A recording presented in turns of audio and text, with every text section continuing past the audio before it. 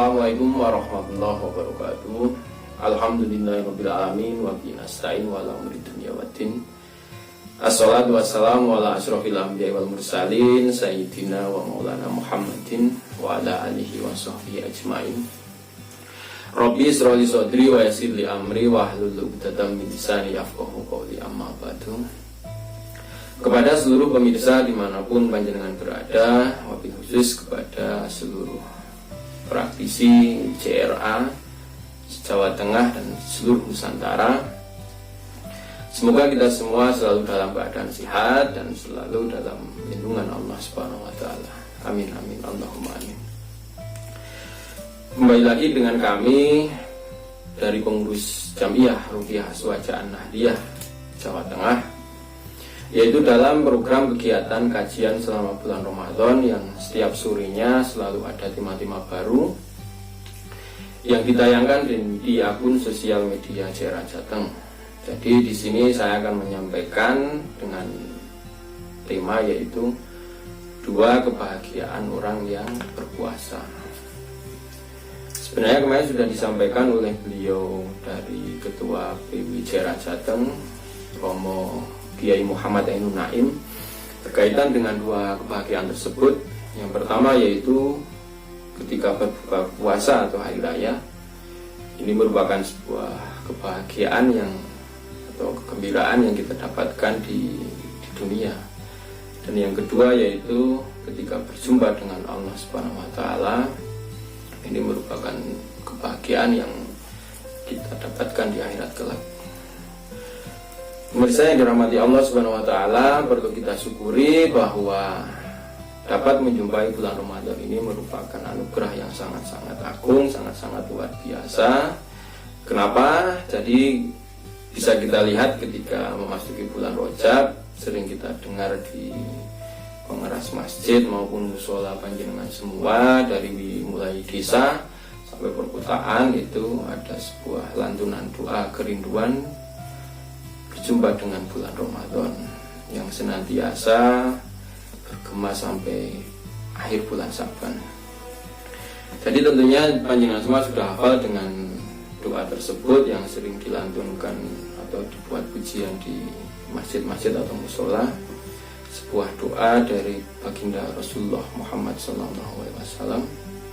Mari kita lantunkan doa tersebut bersama-sama. Bismillahirrahmanirrahim. Allahumma barik lana fi Rajab wa Sa'bana wa ballighna Ramadana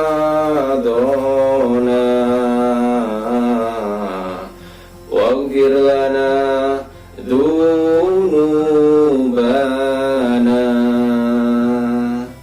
Allahumma barik lana fi Rajab wa Sa'bana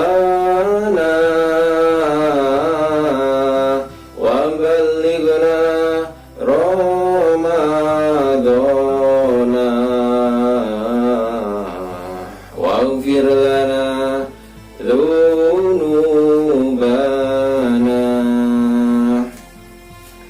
yang artinya yaitu, ya Allah, berkahilah untuk kami di bulan Rajab dan Sa'ban, dan sampaikanlah kami menjumpai Ramadan. Maka dari itu ketika seorang telah mengaku sebagai umat Rasulullah Muhammad SAW, sudah sepantasnya merindukan perjumpaan dengan Ramadan sebagaimana telah diteladankan, karena semua ibadah kecuali puasa akan dilipat gandakan balasannya. Kenapa terkecuali untuk puasa? Karena untuk balasan puasa ini Allah Subhanahu wa Ta'ala telah merahasiakannya. Bahkan bau mulut tak sedap dari seorang yang telah berpuasa baginya lebih harum dibanding parfum misik atau kasturi. Hal ini dijelaskan Nabi Muhammad SAW dalam sebuah hadis yang artinya, dari Abu Hurairah radhiyallahu anhu berkata, Rasulullah SAW bersabda, setiap amal anak Adam akan dilipat gandakan. Satu kebajikan dilipat gandakan 10 sampai 700 kali. Allah Subhanahu wa taala berfirman yang artinya, kecuali puasa, karena puasa adalah untukku dan akulah yang membalasnya. Dia meninggalkan kesenangan dan makanannya karenaku. Hadis riwayat Muslim. Jadi kembali kepada tema, yaitu 2 kebahagiaan orang yang telah berpuasa. Pertanyaannya, bisakah seorang hamba mendapatkan 2 kebahagiaan tersebut? Bahkan kebahagiaan itu tidak hanya diucapkan lewat mulut atau lisan, tapi juga kita rasakan dalam kehidupan sehari-hari. Dan apa benar dalam hati kita semua ini mengaku bergembira dengan datangnya bulan suci Ramadan ini? Jadi saya akan sedikit bercerita pada saat saya ikut maiyahan atau sinau bareng dengan beliau Simbah M. Hairun Najib. Jadi ada satu momen yang sangat berkesan pada saat sinau bareng. Saya akan ceritakan hal itu karena pada saya itu yaitu sama tentang puasa. Jadi puasa itu adalah kita semua berhak melakukan sesuatu, tapi kita tidak melakukan pada batas waktu tertentu. Kita berhak untuk makan, untuk minum, tapi kita telah bersepakat kepada Allah Subhanahu wa taala untuk tidak makan dari pagi sampai sore. Jadi sungguhnya puasa ini adalah pekerjaan sehari-hari. Setiap hari di segala macam pekerjaan itu kita memerlukan puasa. Apa saja itu harus memerlukan puasa. Apa saja kalau kita tidak pakai metode puasa itu, mohon maaf ini, bunuh diri. Jadi contoh, kalau kita dalam suatu gambaran di dalam sepak bola, ketika kita melanggar puasa berarti kita offside, kita outball, kartu kuning, bahkan sampai kartu merah itu kalau kita gambarkan dalam sebuah pertandingan sepak bola. Jadi sebenarnya itu puasa adalah pekerjaan yang sama sekali tidak khusus, pekerjaan sehari-hari, dan dia adalah hakikat hidup manusia. Jadi barang siapa paham akan puasa, dia akan jaya dan selamat. Dan tentunya kembali pada tema 2 kebahagiaan yang orang berpuasa itu pasti akan tercapai, yaitu kebahagiaan di dunia dan juga di akhirat. Jadi Simbah M. Hairun Najib itu menyampaikan kita tidak akan berdebat di ma'iyah itu, kita sinau bareng dan kita coba memetakan saja ini ya. Contoh, kalau ada orang bilang, wah saya mau dikasih hari yang baik untuk pindah rumah, terus mohon maaf ada kiai atau tokoh masyarakat, oh anu saja, disamakan dengan hijrahnya Rasulullah, atau misal hari Sabtu Pahing atau hari apa dan lain sebagainya.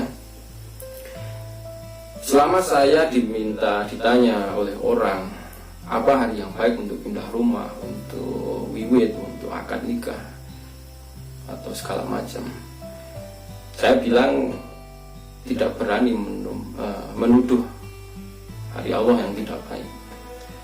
Jadi kalau semisal saya menyebut satu hari saja yang baik, maka sebenarnya saya sedang menuduh bahwa ada hari Allah yang tidak baik.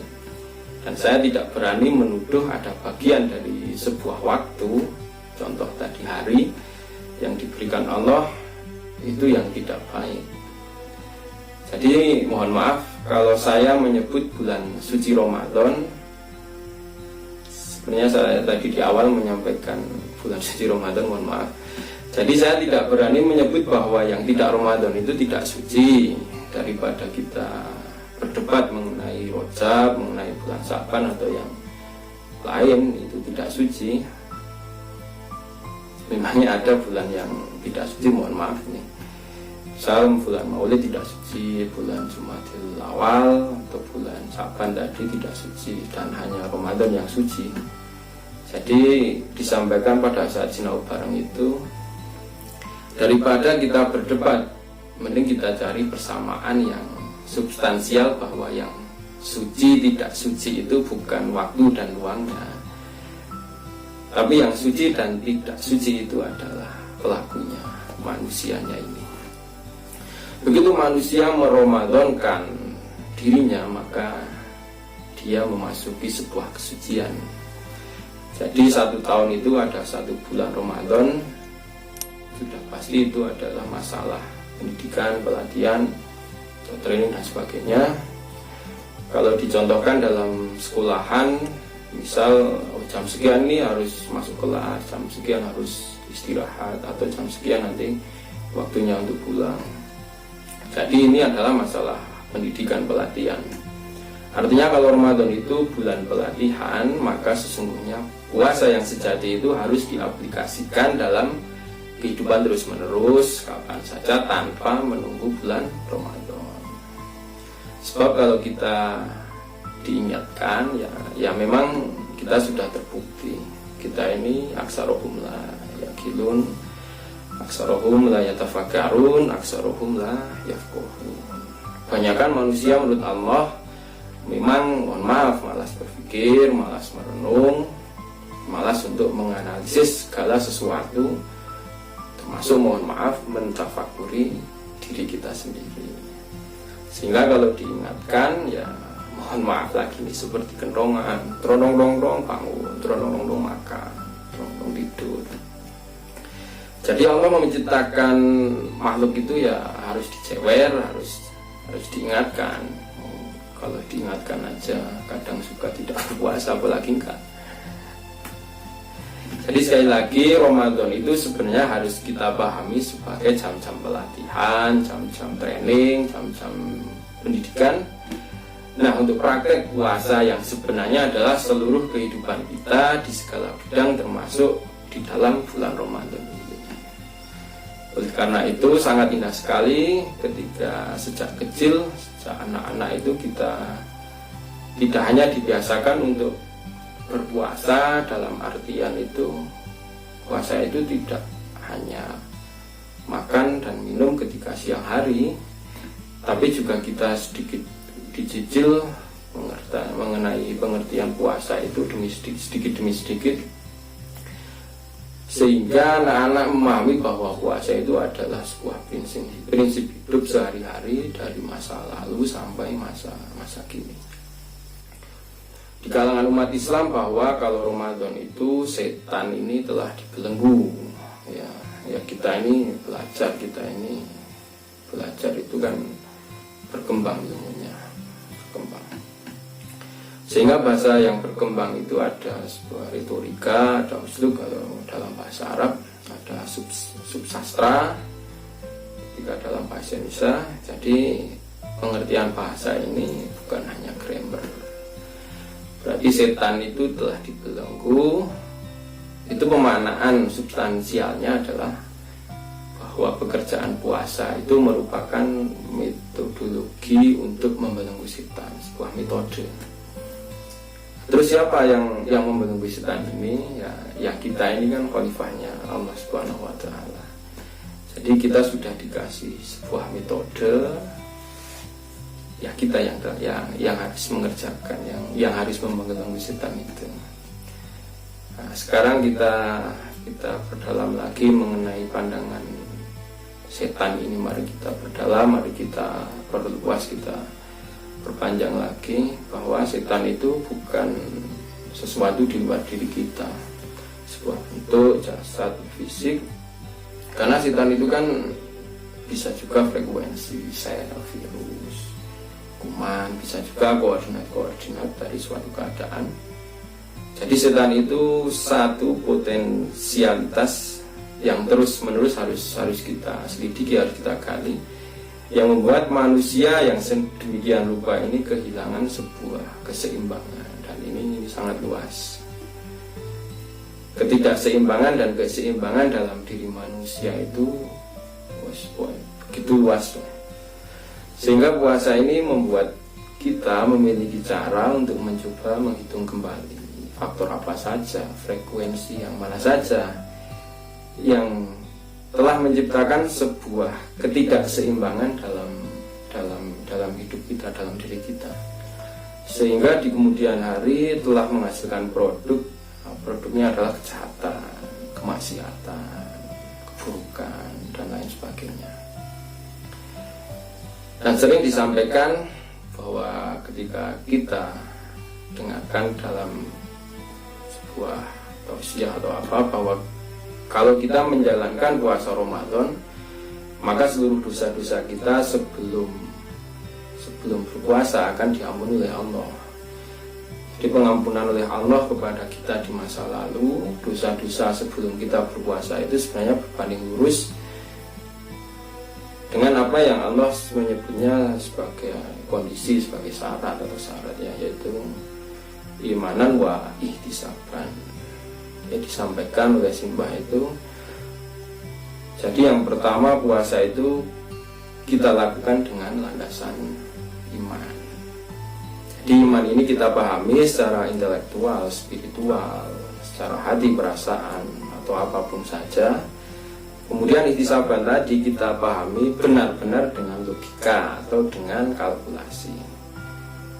Jadi kita berpuasa itu dengan melihat catatan administrasi, catatan hidup kita ini, margin dosa-dosa kita ini seberapa, terus jenis dosa-dosa kita ini apa saja, kesalahan-kesalahan dalam hidup yang pernah kita lakukan itu apa saja, kesalahan yang mungkin sifatnya keliru, hilaf, salah, dosa kecil atau sampai bahkan mohon maaf dosa besar. Nah, itu ada kalkulasinya masing-masing. Terus margin pahala dalam diri kita ini itu berapa, plus-plusnya dalam hidup kita ini berapa. Nah, kalau ihtisaban atau kita mengaudit diri kita ini selama berpuasa itu akan menghasilkan atau memproduk, yaitu suatu keputusan untuk menjalani sesuatu yang baru sama sekali berdasarkan hasil audit atau ihtisaban tadi. Nah, kalau ihtisaban atau perhitungan hidup ini benar-benar kita lakukan selama berpuasa, sehingga selesai berpuasa, setelah selesai berpuasa ini kita menjalankan sesuatu yang baru sama sekali, itu namanya taubat nasuha. Ya, ini kalau puasa Ramadan itu kan ya, pembelajaran. Pembelajaran itu artinya mencoba merekapitulasi kembali nilai-nilai puasa itu sebenarnya dalam hidup ini apa. Kalau digambarkan lagi dalam sebuah ilmu kedokteran itu ada yang namanya dosis. Jadi ketika orang mau menentukan dosis itu berdasarkan batas kesehatan. Ketika overdosis itu menjadikan tidak sehat, begitu juga dengan underdosis itu juga menjadikan tidak sehat. Dan untuk menentukan batas dosis itu untuk mencapai kesehatan itu namanya puasa. Jadi Rasulullah SAW beliau hanya makan ketika lapar dan berhenti sebelum beliau kenyang. Jadi jangan bermindset atau berpikir bahwa ini adalah ilmu tentang makan. Ilmu tentang makan saja bukan, itu juga ada ilmu tentang puasa.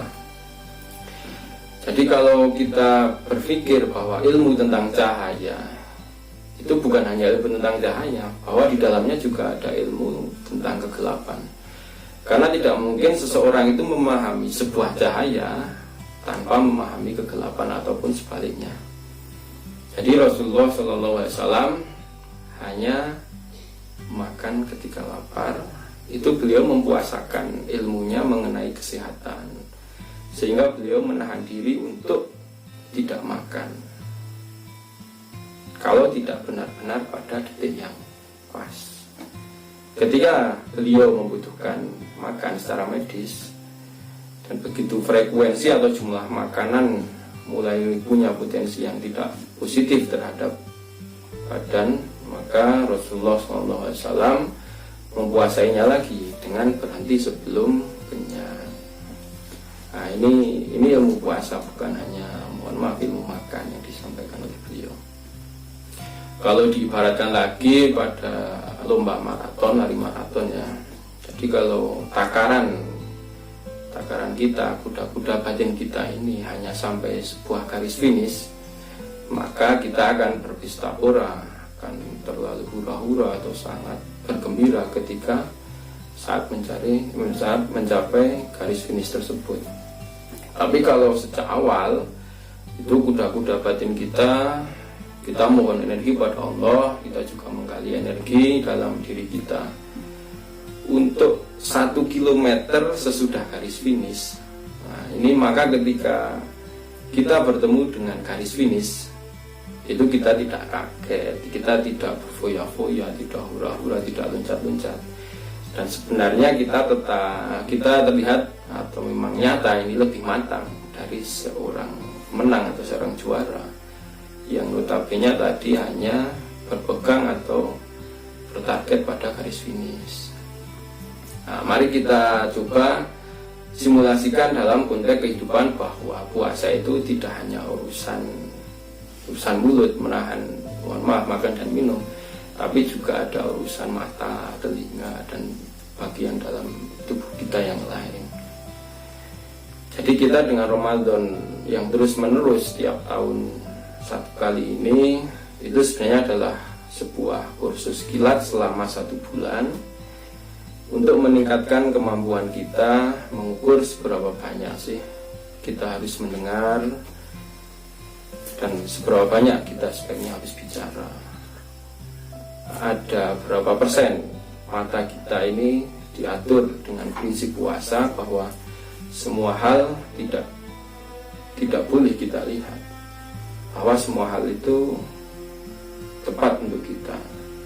Bahkan tidak semua hal boleh kita pakai mata ini untuk mengizinkan mata untuk menyaksikannya. Sama juga dengan bagian tubuh yang lain, contoh telinga, itu apa yang sebaiknya kita dengarkan dan sebaiknya tidak kita dengarkan. Nah, nanti kalau perhitungan dari masing-masing, dari mata, dari telinga ini sudah lumayan matang, sudah berkembang, nanti baru kita hitung lagi sebenarnya antara mendengar dan juga bicara itu lebih baik mana, mendengar atau melihat itu lebih penting yang mana. Jadi sebenarnya puasa ini adalah sebuah universitas yang sangat luar biasa kalau kita mau belajar, dan kita tidak perlu baca macam-macam asalkan kita ini ingat bahwa kita ini punya telinga, punya mata, punya tangan, kaki, dan lain sebagainya. Dan kita kaitkan dengan sebuah prinsip, yaitu prinsip puasa. Jadi kalau dengan prinsip puasa adalah kita menahan diri dan tidak melakukan hal-hal yang sebenarnya kita berhak melakukannya. Sebab kalau hanya bisa melakukan yang diinginkan, itu mohon maaf, baik saja bisa. Mau nangis tinggal nangis, teriak tinggal teriak, mau mohon maaf buang air kecil atau besar tinggal di tempat. Nah, kita kan sudah dewasa. Jadi kalau kita mau jadi orang dewasa ya, kita berlatih untuk melakukan sesuatu yang mungkin tidak disukai asal itu benar, dan kita tidak melakukan sesuatu yang sebenarnya sangat kita sukai. Prinsipnya. Jadi ada cerita lagi dari beliau Kanjeng Nabi Zakaria alaihissalam, yaitu beliau telah puasa berbicara.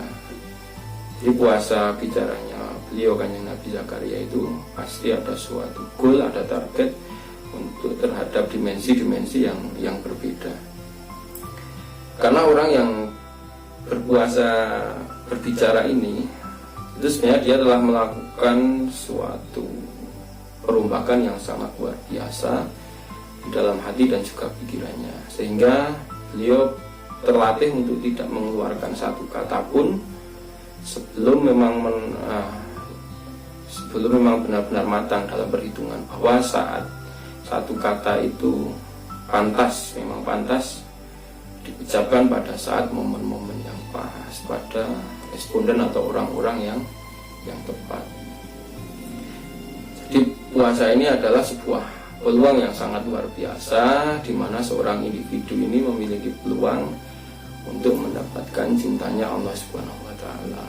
Jadi kita tinggal mencari cara pandang untuk menemukan dan juga menghayati betapa dahsyat dan beruntungnya kita mendapat peluang untuk mendapatkan cinta secara pribadi dengan Allah Subhanahu wa taala. Kenapa secara pribadi? Tadi juga disebutkan di awal bahwa Allah berfirman, puasa itu milikku dan aku yang menyediakan balasan-balasannya untuk orang-orang yang secara pribadi ingin mendapatkan cintanya. Karena memang tidak mungkin puasa itu tidak privat, nggak mungkin, karena kita nggak tahu mereka itu sedang berpuasa atau enggak. Karena mungkin kita bisa curi-curi di belakang makan atau minum. Kita juga tidak bisa mengawasi keluarga-keluarga kita, bapak, ibu, teman-teman, saudara.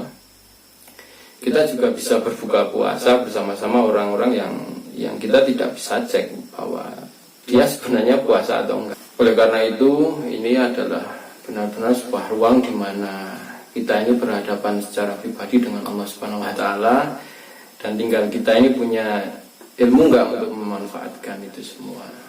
Nah, tinggal ini kita ini mau enggak mendapatkan seperti yang disampaikan di awal, yaitu tema dua kebahagiaan tadi, yaitu kebahagiaan di dunia dan juga di akhirat. Baik, terima kasih. Mungkin itu yang bisa saya sampaikan dalam program kajian selama bulan Ramadan ini. Semoga apa yang saya sampaikan tadi ini bisa bermanfaat untuk kita semua, menambah ilmu baru, mencapai sebuah kebahagiaan bahwa berpuasa itu ternyata bukan soal menahan makan dan minum, tapi sangat banyak yang harus kita pelajari dalam sebuah kehidupan untuk mendapatkan kebahagiaan tersebut, yaitu dengan menerapkan sebuah prinsip puasa di dalam kehidupan sehari-hari.